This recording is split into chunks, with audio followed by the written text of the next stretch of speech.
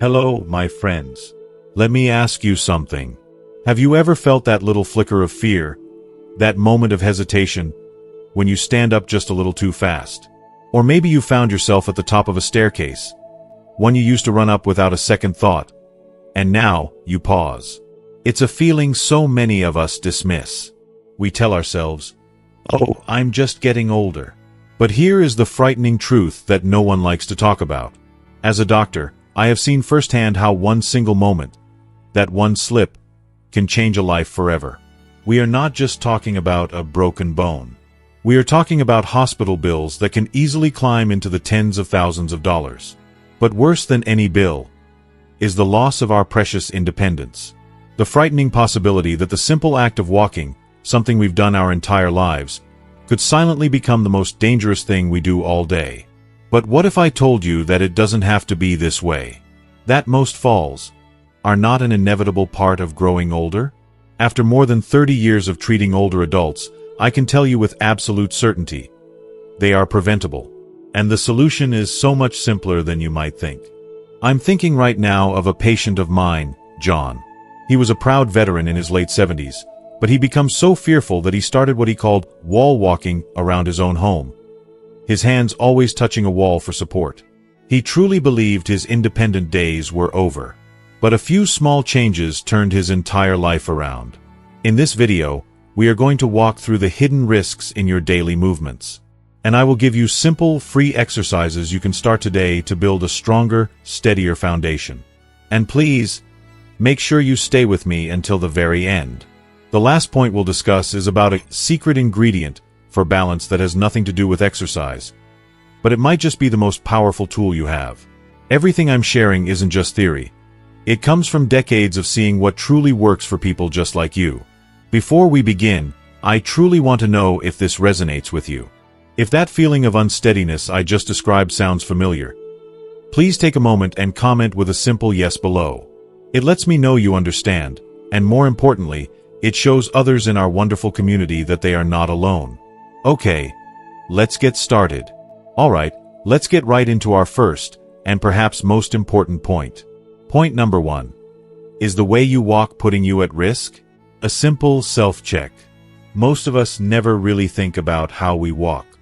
It's something we've done automatically our entire lives. But as a doctor who has worked with older adults for decades, I can tell you that over the years, small, risky habits can creep into our steps without us even noticing. One of the most common I see in my practice is something my patients and I sometimes call the senior shuffle. That little habit of dragging your feet, just slightly, instead of lifting them fully with each step. On the surface, it seems harmless enough. But that little shuffle means you're not lifting your feet high enough off the ground. And that makes it incredibly easy to catch the edge of a throw rug, an uneven piece of pavement, or even the heel of your own slipper. That single catch, that one moment of being off balance, is often all it takes to cause a serious fall. So, why does this happen? Well, it often comes from a combination of two things. First, a natural loss of muscle strength in our legs and core as we age. But second, and perhaps more importantly, it comes from a subconscious fear of falling. Isn't that ironic? The very fear of falling makes us change our natural walk into a style that actually increases our risk. This hidden fear shows up in other ways, too. Let's do a little self-check together. And please, be honest with yourself. Do you find yourself walking with your eyes glued to the ground, instead of looking ahead to where you are going? Do you often hold onto walls or furniture as you move through your home? Perhaps your steps have become short, quick, or stiff, almost like you're walking on eggshells. These are all signs, little whispers from your body, telling you that it feels unstable. I had a wonderful patient, a grandmother named Susan, who used to call this wall walking. She told me, "Doc, it just makes me feel safer." But I had to gently explain to her that this habit was creating a false sense of security. If that chair she grabbed suddenly slid, or if the table she leaned on tipped, her support would vanish when she needed it most, potentially causing an even worse injury. Susan's story shows us why awareness is so critical. The solution for right now begins with that simple, honest self-check. Thinking back on those signs, the shuffling, looking down, wall walking, and stiff steps, If you recognized yourself in 2 or more of those descriptions, I want you to do something. Please comment on the word aware below. Simply acknowledging it is a huge, powerful first step toward taking back your control and your confidence. Point number 2. 5 simple fixes for a safer, stronger walk. Now that you're aware of these little habits, the wonderful news is that we can start to correct them right now. You see, a healthy, balanced walk has a certain rhythm, a certain posture to it. And the most common mistake I see, which ties directly into looking at the ground, is walking with your head down and your shoulders hunched forward. Think about it this way. Your head is quite heavy, like a bowling ball. When it leans forward, even just an inch from the center of your shoulders, it completely throws off your body's center of gravity. It's like a tall building that starts to lean. To keep that building from toppling over, all the muscles in your neck, back, and legs have to work overtime, straining just to keep you upright with every single step. Why does this happen as we get older? This forward-leaning posture often develops slowly from a lifetime of habits.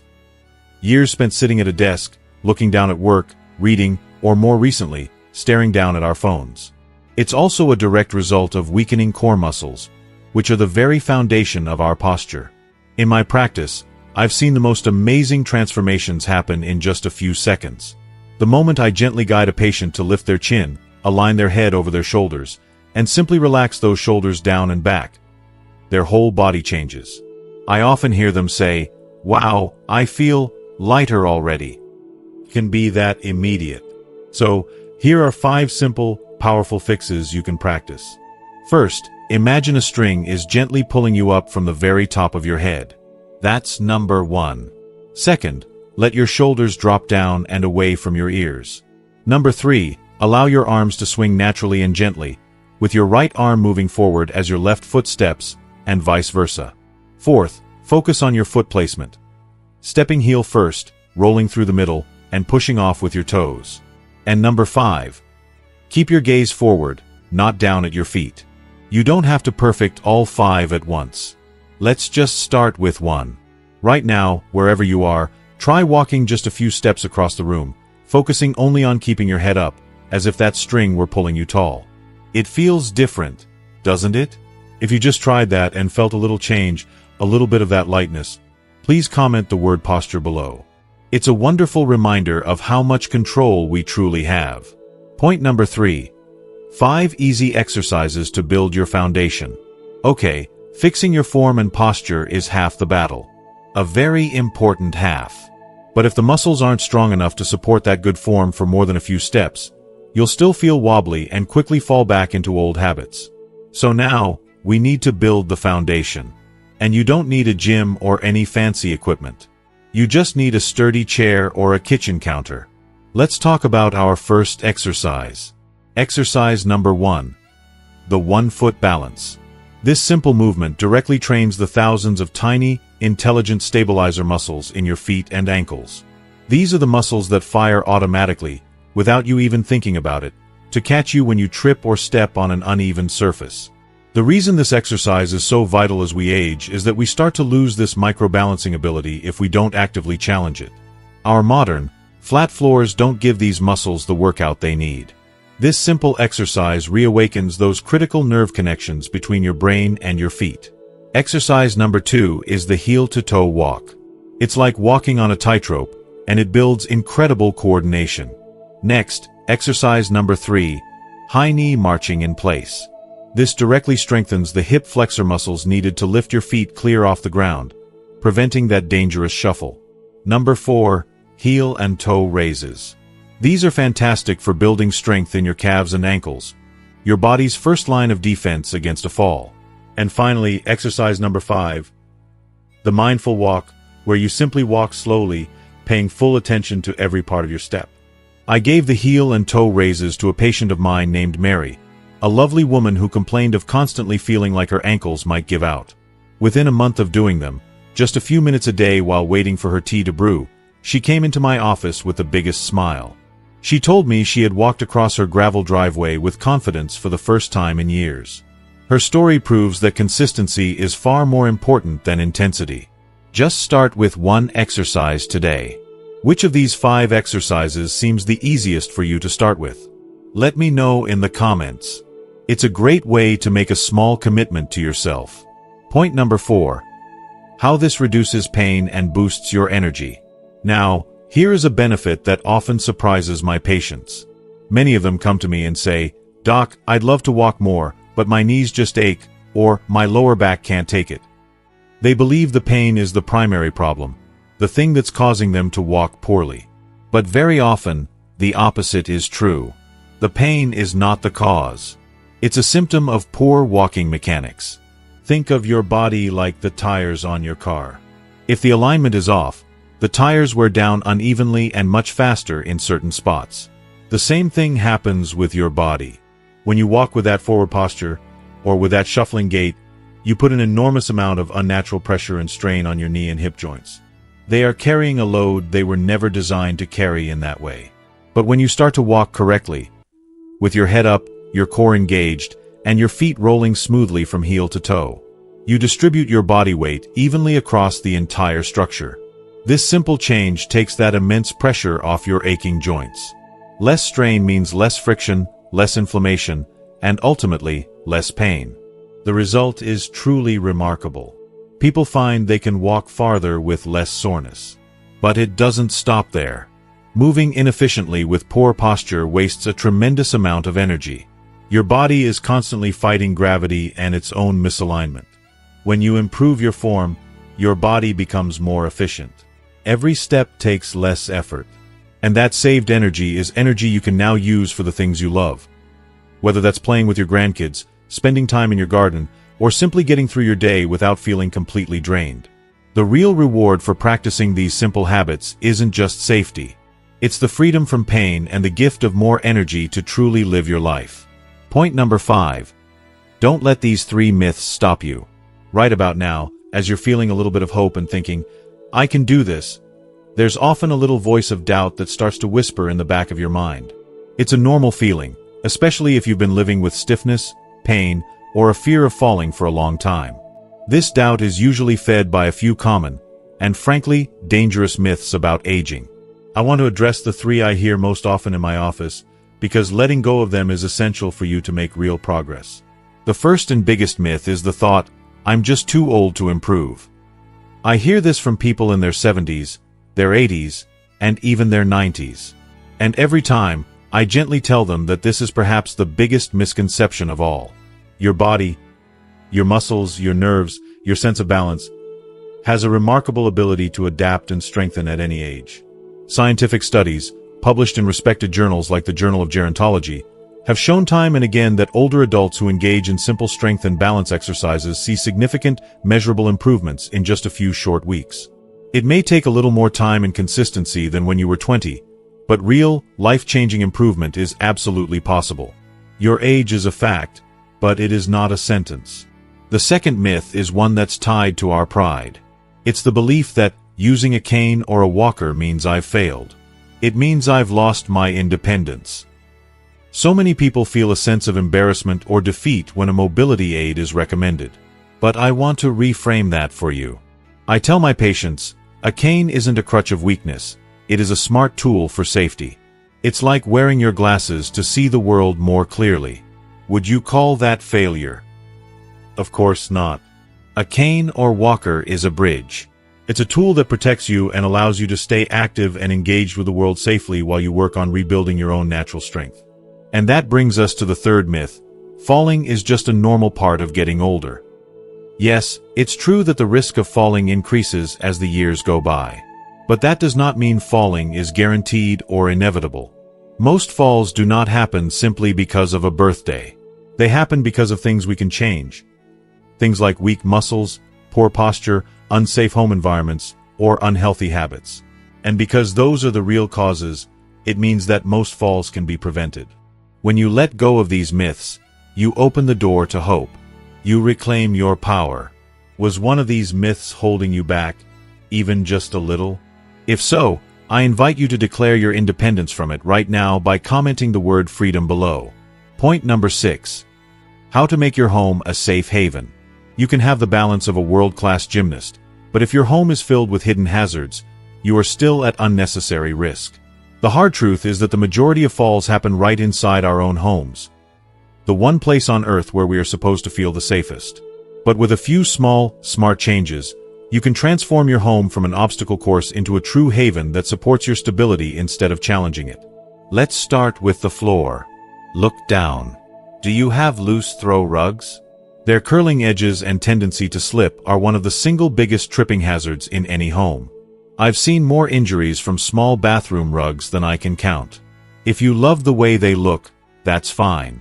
But you must secure them to the floor with good quality, double-sided rug tape or a non-slip backing that truly grips. Next, let's talk about lighting. So many of us have hallways, staircases, or bathrooms with dim, poor lighting. At night, this makes it incredibly difficult to see small objects on the floor or a change in elevation, like a single step. This is a simple fix. Replace those dim bulbs with brighter, more efficient LED ones. And I highly recommend adding motion sensor night lights along the path from your bedroom to the bathroom. A simple device that costs less than $20 can prevent a fall that leads to thousands in hospital bills. It is one of the wisest, cheapest investments you can make in your own safety. Now, think about clutter.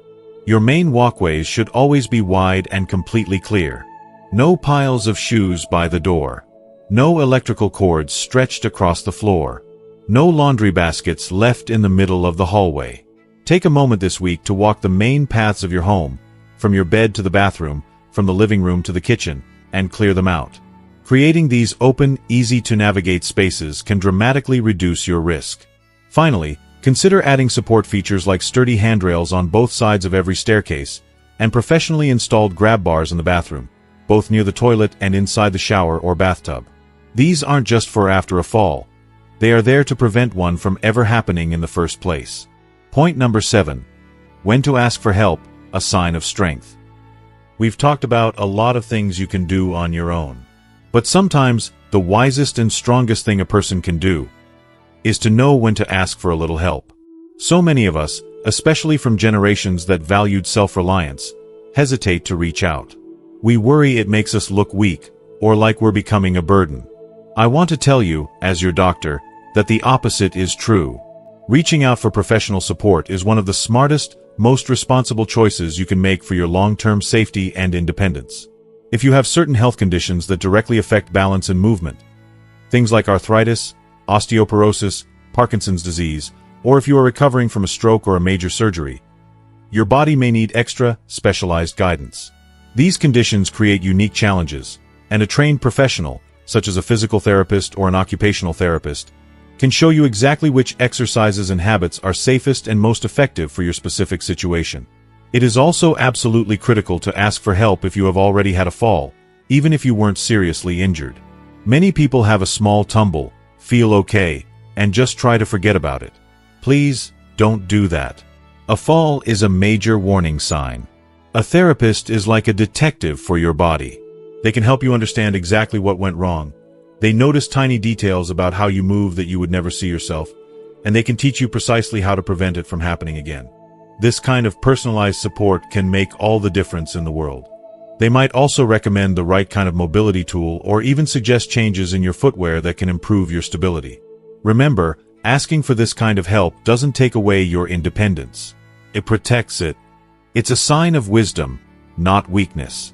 Point number 8. The secret ingredient. Breathing and your mindset.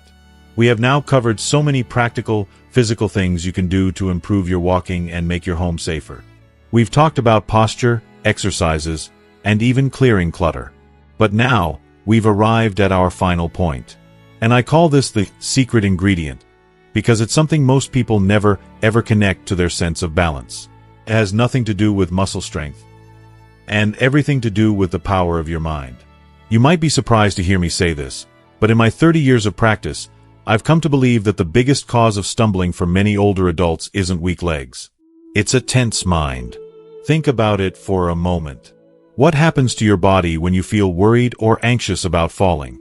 Your muscles tighten up. Your shoulders creep up towards your ears. Your steps become short and rigid. And most importantly, your breathing becomes shallow, or you might even hold your breath without realizing it. That physical stiffness, which is born directly from a place of fear, makes your movements less natural, less fluid, and it actually, ironically, increases your risk of losing your balance. A tense mind creates a tense, unsteady body. But the wonderful news is that you can flip this entire dynamic around by consciously using calm breathing and a steady, positive mindset. It's a tool that is free, always available to you, and incredibly powerful. Here's something wonderfully simple I want you to try. Anytime you're about to walk, especially if you're feeling a bit anxious, just pause for a moment. Stand tall and still. Close your eyes if you feel safe and comfortable doing so, and just take 3 slow, intentional breaths. Breathe in gently through your nose. Feel your chest and your belly expand. Then, exhale slowly and completely through your mouth. As you exhale, imagine all that tension in your shoulders just melting away. This quick, simple reset calms your entire nervous system and prepares your body to move with smoothness and grace. You can even connect your breath to your steps as you walk. Try breathing in for 2 steps, and then out for 2 steps. This creates a calm, steady rhythm for your body to follow. And if you want to make this practice even stronger, you can add a short, silent affirmation. As you breathe and walk, quietly say to yourself, "I am steady. I am strong. I am safe." These are not just empty words. These words are powerful instructions to your mind. And when your mind feels secure and confident, your body naturally follows its lead.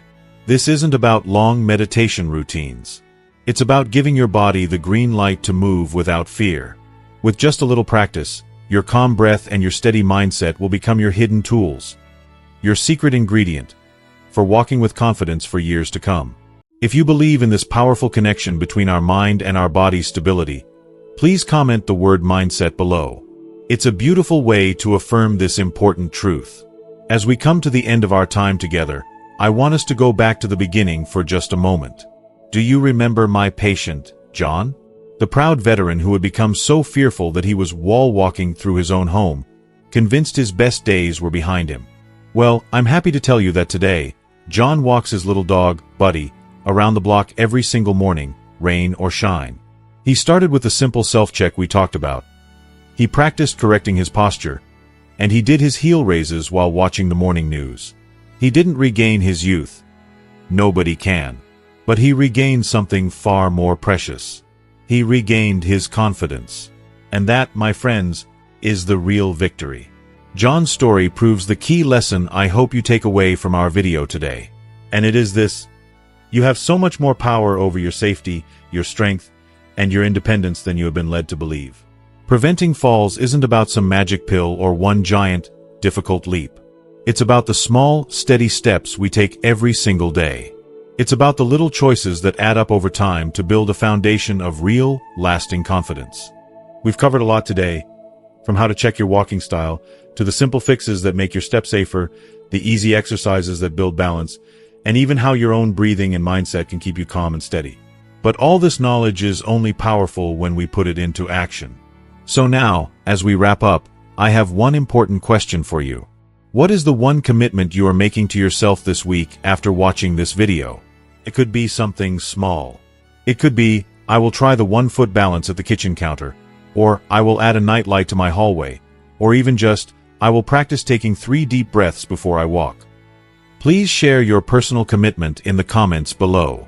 It's a powerful way to hold yourself accountable, and your simple promise might just be the spark of inspiration that encourages someone else to take their first step. And if you found real value and encouragement in our time together today, please show your support by giving this video a like. It truly helps our message reach more people who need to hear it. To ensure you continue on this journey with us, and never miss another video full of this kind of practical wisdom, hit that subscribe button. It's more than just subscribing, it's joining a community, a family of friends, all dedicated to aging with strength, dignity, and confidence. Finally, think of just one person in your life, a friend, a sibling, a neighbor, who needs to hear this message. Please, share this video with them. It could be the most important, life-changing gift you give them this week. Thank you for trusting me with your time. Be well and stay safe.